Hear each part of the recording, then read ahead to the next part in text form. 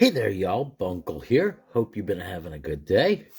In this video, I'm going to be doing the second half of the 1990 Upper Deck. I did a video on the first half of this 1990 Upper Deck baseball cards, and I'll post a link down below. First bunch that I did through these, I didn't really get as many cards as I would have liked to that were worth keeping. Not that many keepers. You know what? Sometimes you get hot packs, hot boxes. Other times you get cold packs, cold boxes. I mean, it was a reasonable rip, but definitely not exactly anything to write home about. So, hoping that the good cards are in these packs here in the second half of this box. I'm going to get these all ready and good to go. Now, 1990, of course, and where we're actually seeing a bunch of price drops in the baseball card market, from things that I'm seeing anyway. Just going through eBay sales and PSA prices and those types of things. One example that I could look at, a PSA 8. Now, of course, PSA 8 is not a 10, but the 8 is an example of the Ken Griffey Jr. Now, it's his second year card, was recently, and when I say recently, October 24th, there was a sale on eBay for $1.91. Now, that's definitely down a few bucks from where it was. Even the 10 has dropped in value. Most recent sales on the 10s have been in the $55 to $60 range. There was actually one that was for $51 on the 28th of October. And that's definitely a drop from the 75 to 85 that we were seeing before. So, other cards are seeing similar price drops from the 1990 set. Now, it could be just economics. It could be that people are selling cards and other people there's not as many people buying.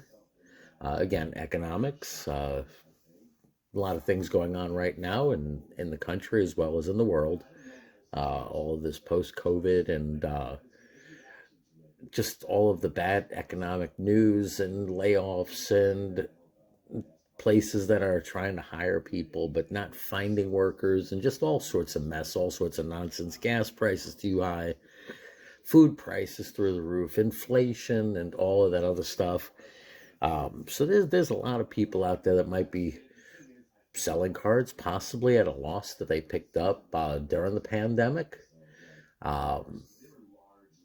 Other people might just be ripping packs and happy to get whatever they get. Now, I think it would be a crying shame to have a card graded PSA 8 and sell it for $2. But if that's, if you're grading 20 of them and you get a few 10s and a few 9s and a few 8s, well, I guess it all averages out.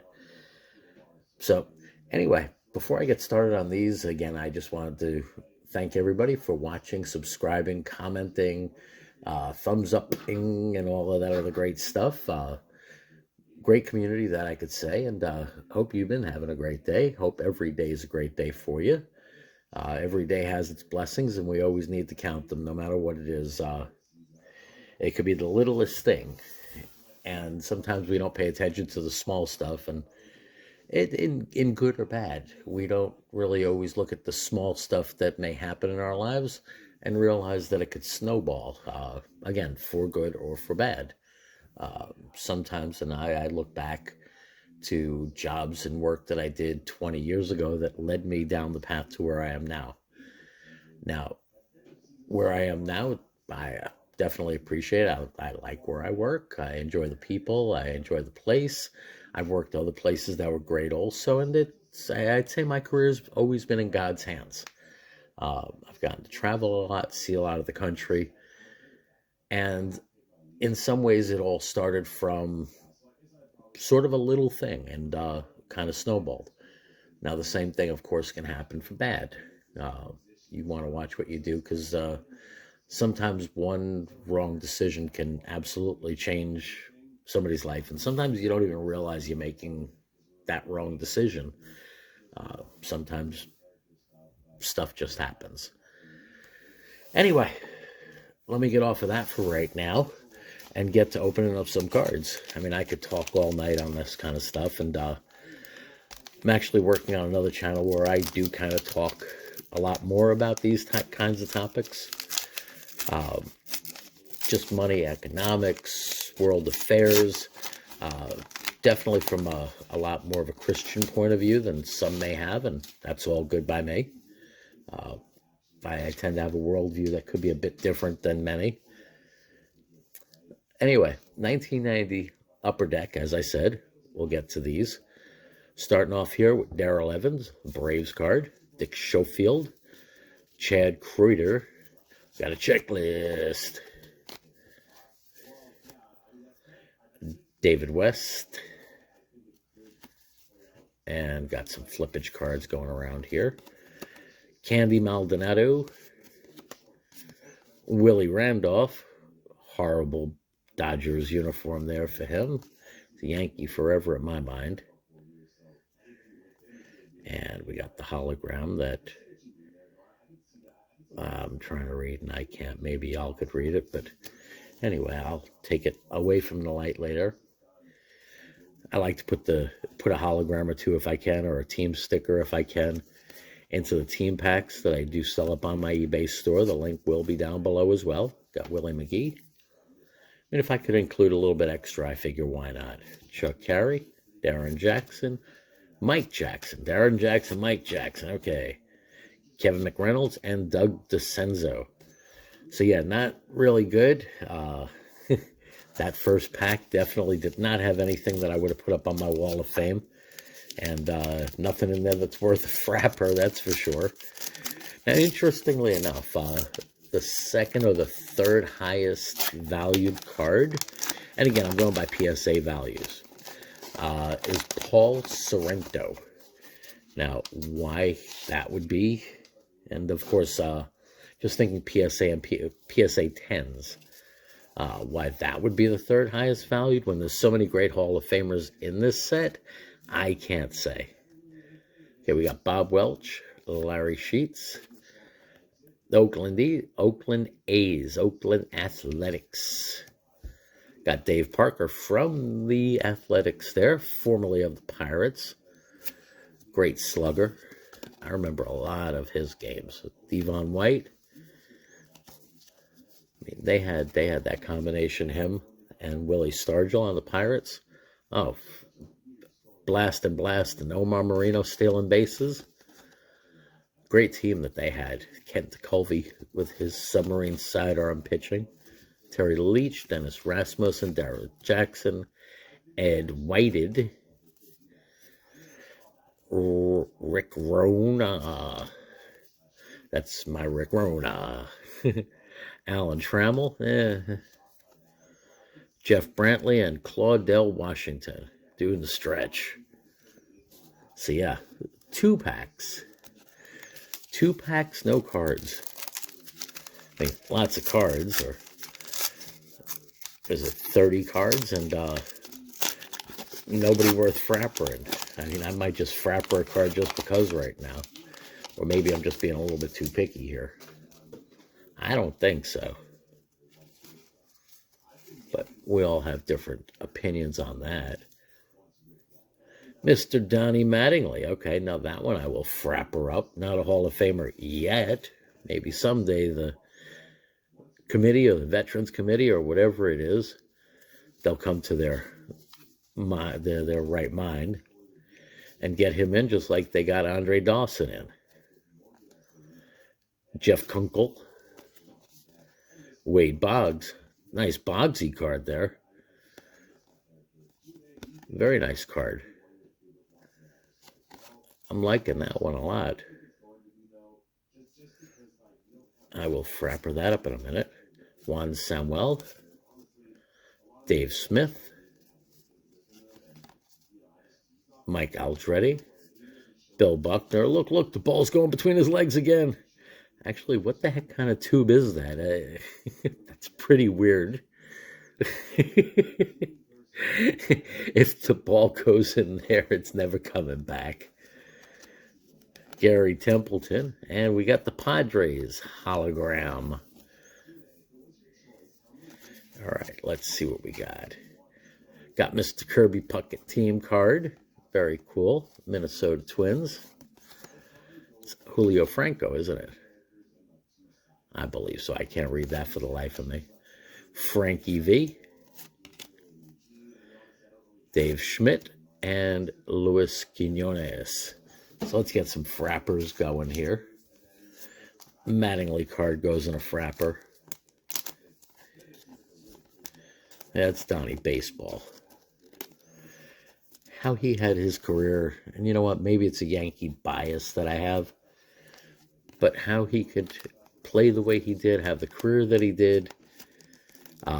Sure, you know, the big knock on him is the number of non-rings and the number of crummy teams he played on. I mean, not exactly crummy teams, because I could say that Steinbrenner was known for loading up the team with whoever's last year all-star was, and whoever was the next big basher and the next big pitcher, and maybe the pressure of playing in New York, I don't know, or just the pressure of playing with Steinbrenner as the owner. They definitely did not always perform up to what the thought was, not until a couple of years after this. Then you had some homegrown talent and a bunch of all-stars, but what I consider blue-collar type players, you know, no big heads. And I think that was the best part of that team. Jeff Bunkle starting us off there. Scott Bradley. I mean, sure, if you look at the lineup that the Yankees had during the mid-'90s, Bert Blyleven, Hall of Famer there, these kind of in-action cards are really cool. It's like multiple pictures in there.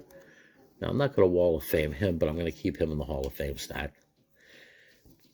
I mean, if you think there, going back to what I was saying, Tino Martinez, yeah, sure, all-star, but definitely not, I guess, a glory-seeking player.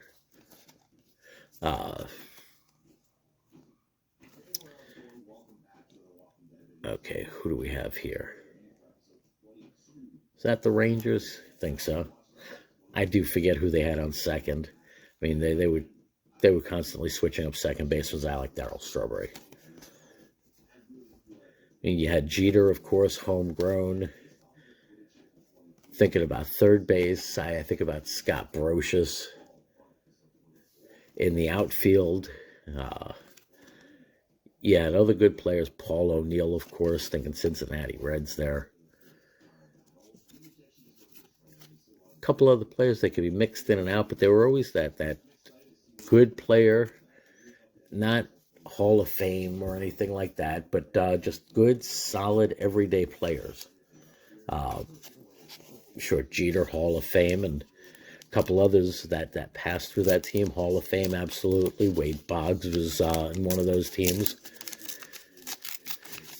But even Wade Boggs, I look at his career, he was a Hall of Famer, but when I think of one of my favorite players, a couple of my favorite players, I like Reggie Jackson. I liked Ricky Henderson. Okay, they had a lot of mouth and a lot of flash and all of that, but they could back it up with their game. Not everybody with all that flash can. And sometimes somebody with all that flash, think of like A-Rod, they kind of do problems to the team. Reggie might have done some problems to the team. That I could say. I mean, calling himself the straw that stirred the drink. Definitely pissed Thurman Munson off back in the day. Got Will Clark there, great player. See, he's another example of a great player. All right, we got two of these holograms in here, Giants and Twins. He was a great player, everyday player out there, not a big head. That's the thing. Keith Miller, George Bell, Ben McDonald, he was supposed to be a great pitcher. Didn't exactly pan out that way. Now, there is a Ben McDonald variety card that you can find where it has the Orioles logo down there, and that's worth a few bucks. Tommy Green, Teddy Higuera, Paul Assemacher Maker, and Carmelo Martinez.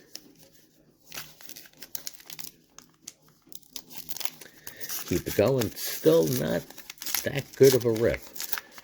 I mean, I'm happy putting Boggsy next to Mattingly. And it's great getting a Dawson and the Puckett team card, but still looking for a Griffey or a Ryan or anything like that would be great. Got Gerald Clark, Mike Roquefort. Now, the good thing about these packs, of course, is you can't say that they were repacked. I mean, maybe there's a method or something. Kevin Moss. See, now that's a good example of somebody that had a lot of flash and everything, and not that he was a flashy type player, but media hype. I mean, he had that great rookie season and never lived up to the hype after that. Corey Snyder, that's another one. Ron Oyster, although Kevin Moss effect, that's always known. Got Oral Hershiser there. John Moses. Jody Davis. Dave Clark. Randy, all right, that's a good one. I'm liking that one. R.J. Reynolds, nope. Hold on a nope on that. Carlos Martinez and Doyle Alexander. That Randy is his second-year card also. It's a nice one. He started off with the Expos. The Expos had a lot of good players come up through their system. I mean, imagine if Randy and Pedro would have stayed with the Expos. I mean, first of all, sure, the Expos wouldn't have been able to afford them somehow for some reason. I mean, maybe I don't understand the full team economics. But as long as you're putting people in the stands, and that could be one of the problems with Montreal wasn't exactly the biggest baseball city, that's for sure. I mean, I remember reading attendance reports of like 3,000 and saying, you know, that's like a minor league game and not even a good minor league team. And when I put it in perspective, the high school that I graduated from, I left to graduate from, the year that I left, had over 8,000 students. So 8,000 students in my high school, and there were 3,000 fans in Montreal Stadium, Olympic Stadium it was, if I'm not mistaken at that time. Mike Scott, great power pitcher. Solid arm there. Dennis Cook. All right, we got the Nolan Ryan card finally. 5,000 strikeout card. That's pretty cool. Keep that up on the side to frapper it up. Wally World. Pete Harnish. And Rick Leach.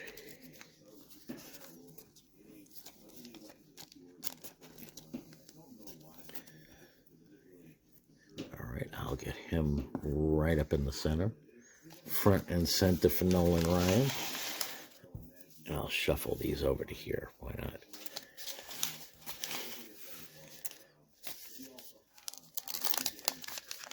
So yeah, I know the backdrop where the Wall of Fame is.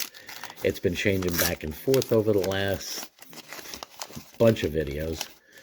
You see some of mine from not too long ago. I had an entire wall of boxes of cards. Those are put away right now because this table I'm working on is supposed to be folded up shortly, and it will be. I mean, it's a table that a family member has over here, and they're going to be bringing it to their home sometime soon, and when they do, well, then I'll have a new workspace after that. But until that point, I'm here. All right, Cincinnati Reds. So yeah, I tend to clear out this table at the end of every day, end of every night, just in case it gets picked up tomorrow, whatever tomorrow might be. Brady Anderson, Jeff Reardon, Juan Augusto, Jeff Musselman, Jeff King, Ruben Sierra, and Fred Manrique.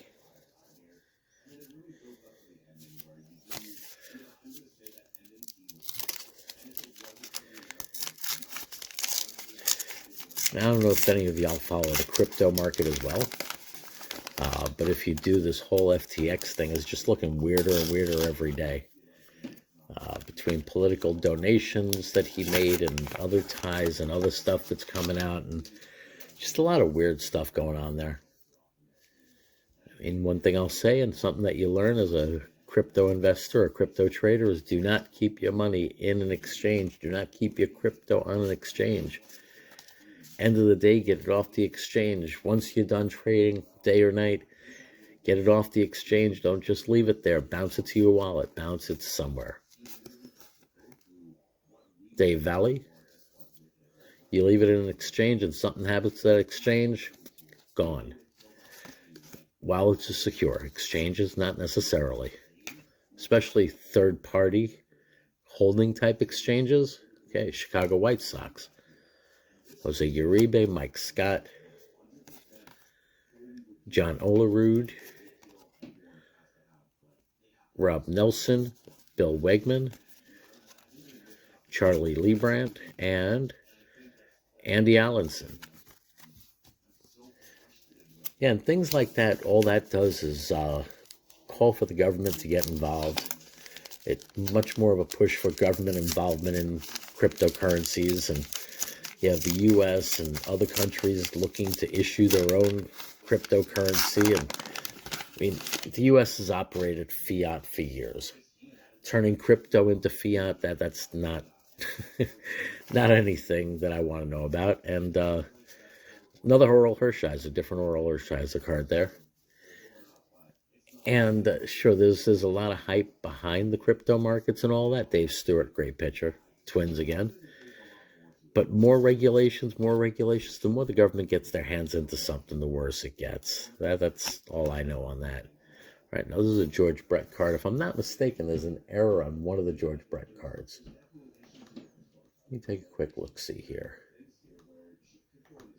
Again, I have a computer with the PSA website next to me. It's very fast for reference. It's kind of why I do that. Yeah, George Brett, no copyright, 133 runs, should be 1,300. And I'm seeing a copyright there, so that's not that error card, that's for sure. Is it? I'm sorry, I can't see those numbers down there. I'm going to have to take it under a magnifying glass later. Maybe y'all could see them better than me. Anyway, he'll go into the Hall of Fame pile, and I will get back to him in a bit. All right, we got Rocket Roger there when he was still with the Red Sox. Chris Hammond, Eric Plunk, Randy McGannett, Herm Winningham, Tim Loudner, Kent Herbeck, Eric Shaw, Ken Howell, Steve Lyons, and Harold Baines. Now again, I'll say that again. I think if the cryptocurrency market had more regulations and more of that stuff on it, it wouldn't work as efficiently. It wouldn't be the same. It's meant to be a free market. And anytime you have government involvement in something, there's always going to be somebody else or another thing, or it just makes it a lot worse in many ways. Some people think that regulations would save the people. No, not necessarily. There's a lot of regulations in a lot of different areas, and stuff still happens. Juan Gonzalez there, great card. It's his rookie. Nice card there. Going to keep that on the side. I'll frapper that bad boy up.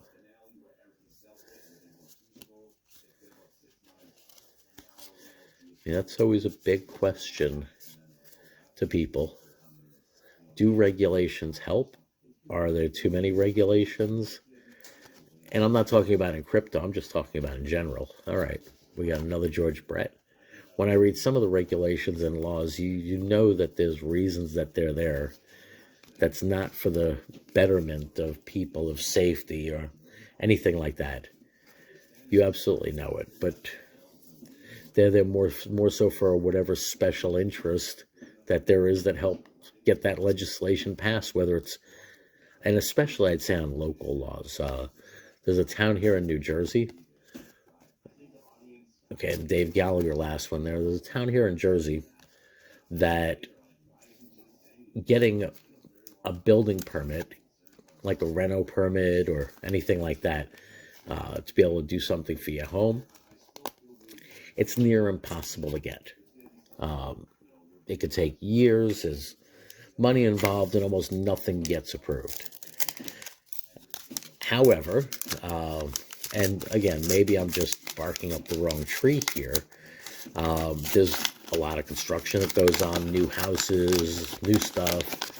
But one of the things that I noticed about that town is the mayor, and I believe he's still mayor. I'm not sure if he ran in this past election or if he had any challengers.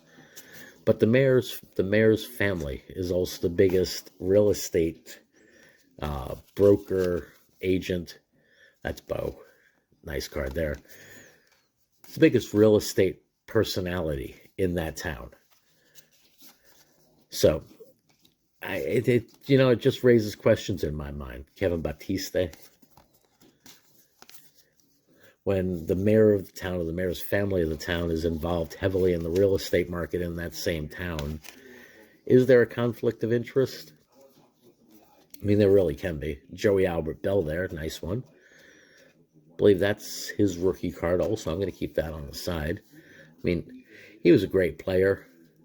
Didn't, of course, Hall of Fame numbers or anything like that, but I also liked his background, his story. It was an interesting guy. Greg Walker and Lou Whitaker. I mean, now,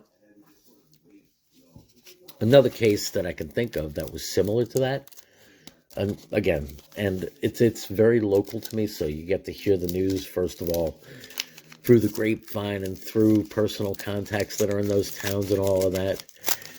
There's a certain town here in Jersey, and you know what? I'm sure that everybody in whatever state they're in, or town they're in, can think of things that happen like this.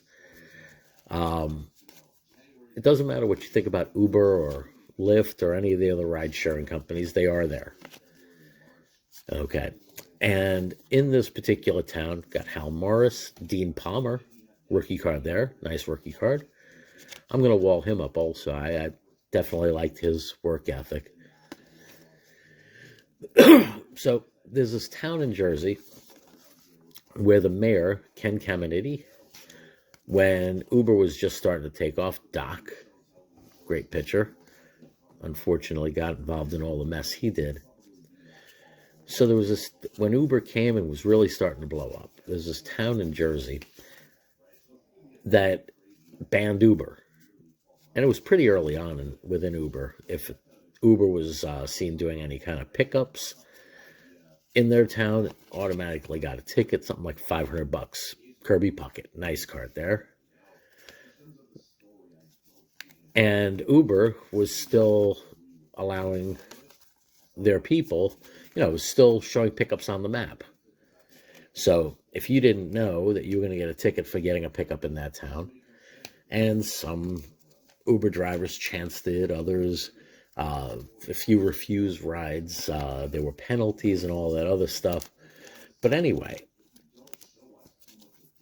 now I'm not saying that it's the reason, but the interesting thing was this town had 2 taxi companies. And both taxi companies were owned by the mayor's family. So, it don't take a genius to read between the lines.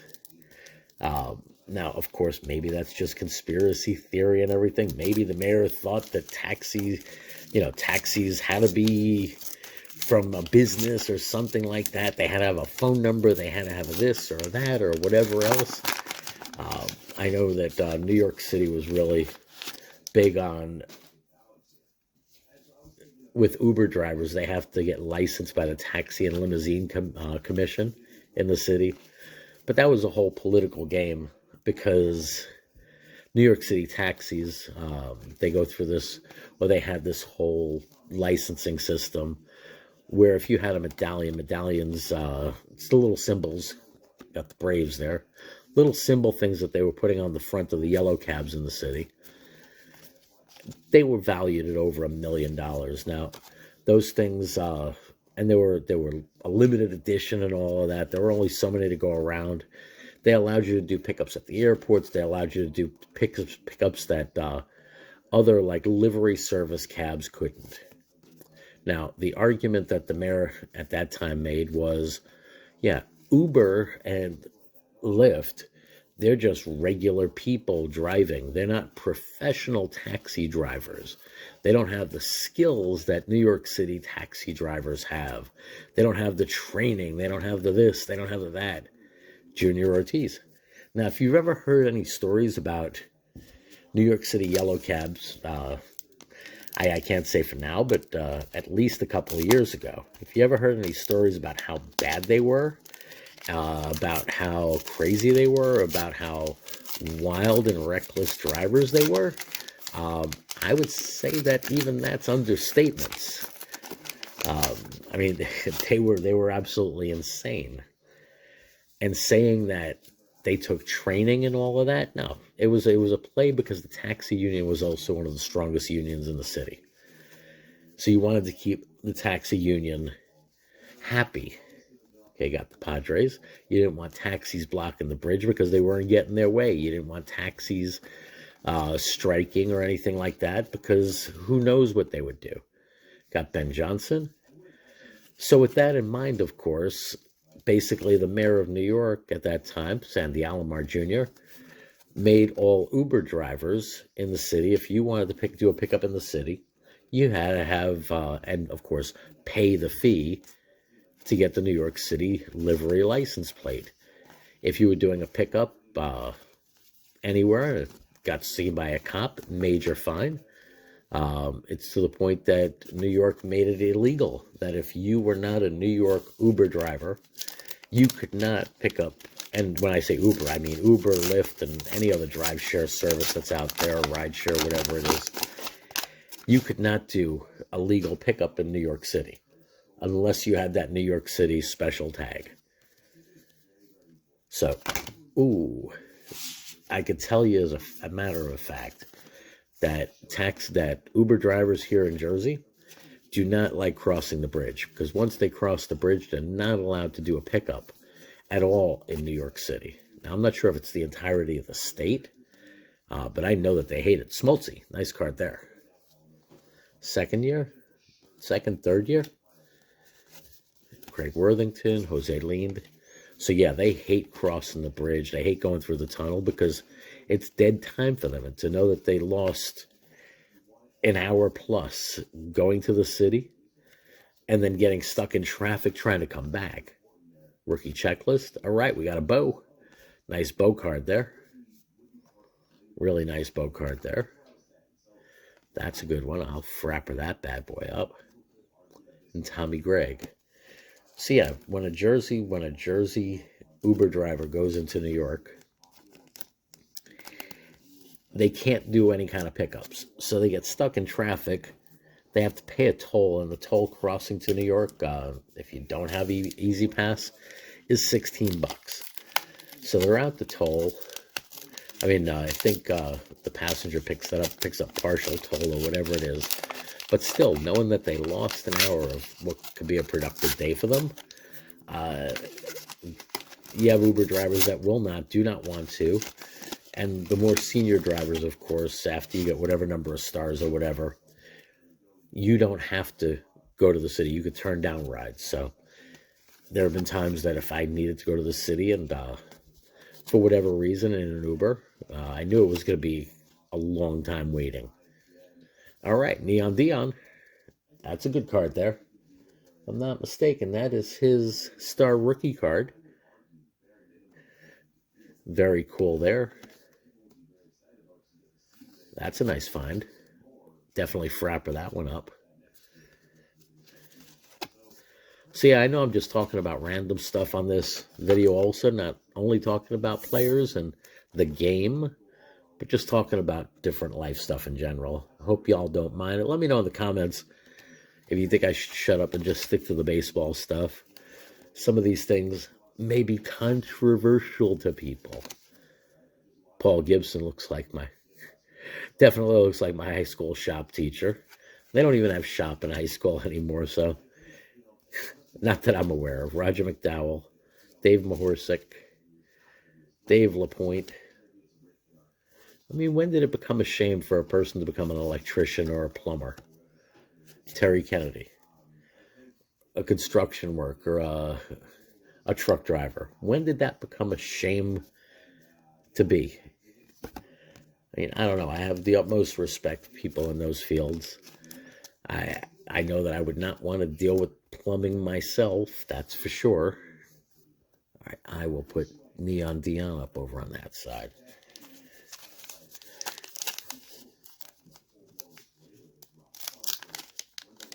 All right, and this is the last pack of this opening.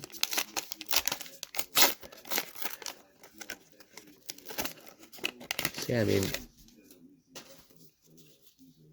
anyway, I will talk more on another video about all this stuff. Maybe I'll get more into it. Who knows? Bill Swift. Got Greg Walker. Bob Canepa. Bert Blyleven, okay. And that's one of those, another in-action card. I like those. Multi-picture. Tim Tuffle. Brooke Jacoby. Jose Rijo. Jeff Hamilton. Pittsburgh Pirates. There we go. Al Newman. Billy Ripken. Ripken Light. Will the Thrill. Clark, that is. Jeff Parrott. Dude, you got some serious neck beard going on there. You're just popping out of your shirt with that chest hair. Drew Hall. Jose De Leon, and finally, Rockin' Robin Yount. All right, nice way to finish this off. So I would say this second half was better than the first. I mean, there's a lot of cards I did not see in this entire box, going through an entire box and not pulling a Barry Bonds, not pulling a Nolan Ryan, not pulling a Griffey. I mean, that's just wild. I'm glad I have a couple more boxes of these sitting on the shelf. And again, sometimes you'll have a box that's hot. Other times you'll have a box that's not. And this box definitely left a lot to be desired. Anyway, hope y'all enjoyed this video. Definitely, as I said before, I appreciate all comments, subscribes, thumbs up, all of that other great stuff. Definitely like the conversations, the back and forth, that's for sure. Yeah, and I do like Deion Sanders. That's a great shot, him with his Jerry curls going on there. But anyway, hope y'all enjoyed this video. Definitely check out other ones that I have up on my channel.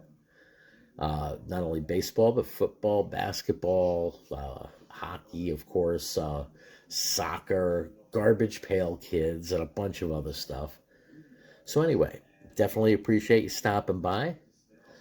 Make sure y'all stay well, stay healthy, stay blessed. Take care. Bunkle out.